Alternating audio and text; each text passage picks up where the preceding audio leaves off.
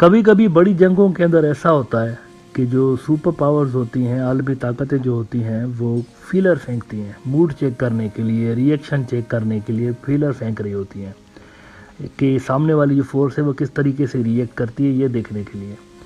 अब यहाँ ये जो हमास और इसराइल के दरमियान जंग चल रही है, इसमें भी एक फीलर फेंका गया। मीडिया का बड़ा रोल होता है बाय द वे, ये जो मूड चेक करना होता है या रिएक्शन चेक करना होता है ना, इसमें मीडिया का बड़ा रोल होता है। तो मीडिया के अंदर एक फीलर फेंका गया, एक रिपोर्ट उड़ाई गई, और ये जो रिपोर्ट है देखते ही देखते तकरीबन सारी दुनिया के मीडिया के अंदर छपी। वेस्टर्न मीडिया ने ऑफ कोर्स सबसे पहले इसको उठाया और सबसे ज़्यादा उन्होंने उठाया। उसके बाद इजरायली मीडिया ने इसको उठाया, इंडियन मीडिया, तमाम जगहों पे ये लगी। लेकिन इसके अंदर बहुत सारे लोगों को इसकी क्रेडिबिलिटी पे शक ज़रूर था। वहाँ पे हालांकि इसको लगाया कुछ इस तरीके से गया कि लोग इसको सच समझने लगे। रिपोर्ट ये लगाई गई कि इस्माइल हानिया जो हमास की चीफ है ना, पॉलिटिकल चीफ, वो वहाँ ईरान जब गए पिछले दिनों, तो उनकी मुलाकात हुई रहबर से, अली खामनई से।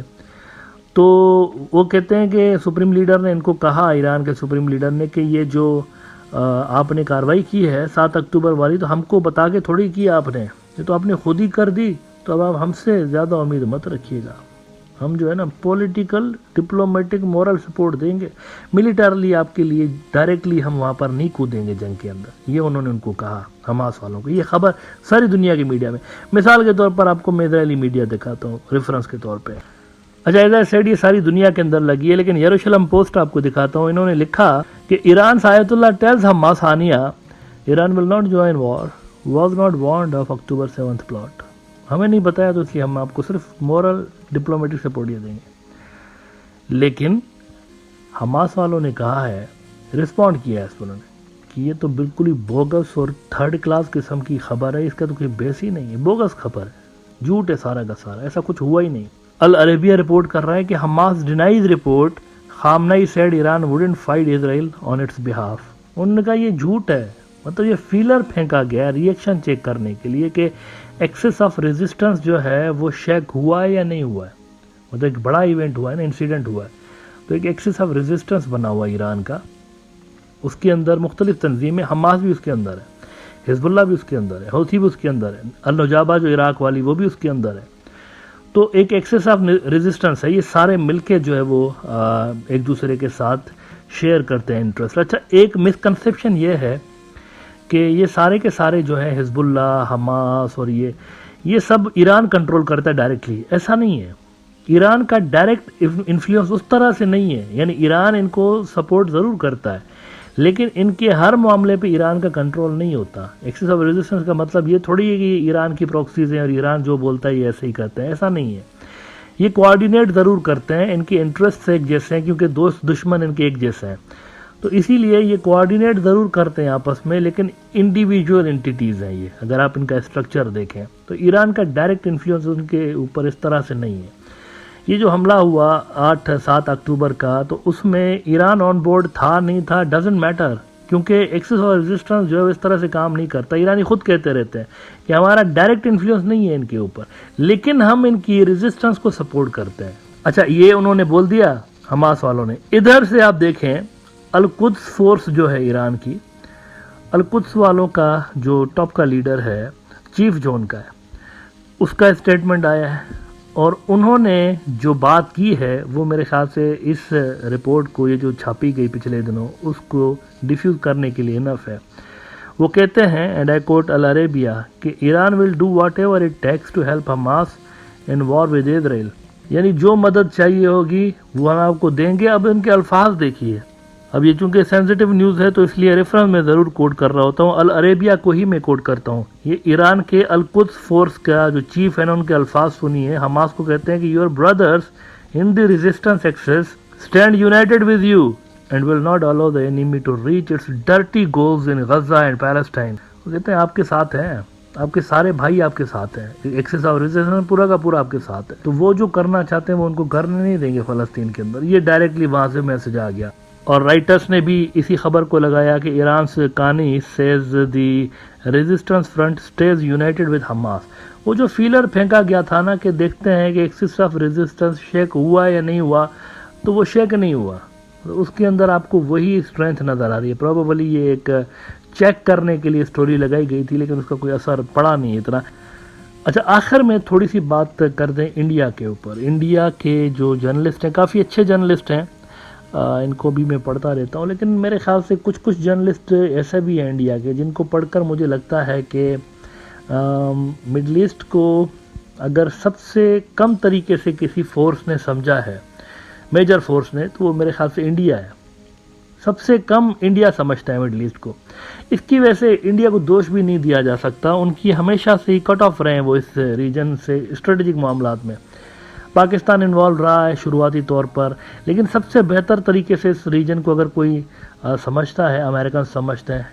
इसकी वजह अमेरिकन लंबे अरसे से यहाँ मौजूद है, लंबे अरसे से उनको यहाँ पर मौजूद जो ट्राइब्स हैं उनका पता है, यहाँ की जियोपॉलिटिकल कॉम्प्लिकेशंस का पता है, कौन किसके साथ है, कौन किसकी प्रॉक्सी है। दे नो ब्रिटिशर्स को ज़्यादा पता है। ब्रिटिशर्स शुरू से लेके 100 साल तकरीबन वो यहाँ पे रहे इस रीजन के अंदर। फिर फ्रांस की कॉलोनीज़ यहाँ पर मुख्तलिफ इलाकों के अंदर रही। ये जो वेस्टर्न फोर्सेज है ना, इनको पता है यहाँ का मिडल ईस्ट की जो सेंसिटिविटीज़ उनको पता है। इंडिया की कोई प्रेजेंस ही नहीं रही कभी।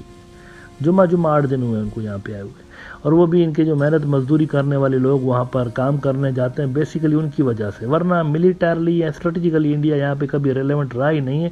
तो इट इज़, आप उनको एक्सेप्शन दे सकते हैं कि यार इनका चूँकि इतना ज़्यादा काम धंधा रहा नहीं इतना हिस्टोरिकली, तो वो ऐसे ही कमेंट्री करेंगे बेफजूल की। ऐसी ही एक बेफजूल की ही कहूँगा कमेंट्री शेखर गुप्ता साहब, जो कि द प्रिंट में लिखते रहते हैं, सीनियर जर्नलिस्ट हैं, मैं पढ़ता रहता हूँ, अच्छे जर्नलिस्ट हैं, लेकिन बाज़ मामलात पे मतलब मैं उनसे एग्री नहीं कर रहा होता हूँ। मिडल ईस्ट के हवाले से एक अजब सी उन्होंने स्टोरी लगाई है। कहते हैं कि ये जो उम्मा का कॉन्सेप्ट है ना मुसलमानों में, ये बस ये काम नहीं कर रहा। वो कहते हैं कि nation bigger than 200 crore Umma, Muslims don't get it and that makes them powerless. वो कहते हैं कौमियतें जो होती है ना, मतलब नेशनलिज्म, वो बड़ा होता है उम्मा से, तो वो मुसलमान समझे नहीं, इसलिए पावरलेस है। अब यहाँ पे देखें उम्मा जो है ना, इनको मैं बताना चाहूँगा, ये जो कॉन्सेप्ट है ना उम्मा का, ये कोई तकरीर नहीं है, ये फ़ैथ का हिस्सा है बेसिकली। अगर आप डीप पढ़ें इस्लामिक आइडियोलॉजी को, तो उम्मा पहले आती है। यानी आप देखें तो वो धर्म का, दीन का हिस्सा है।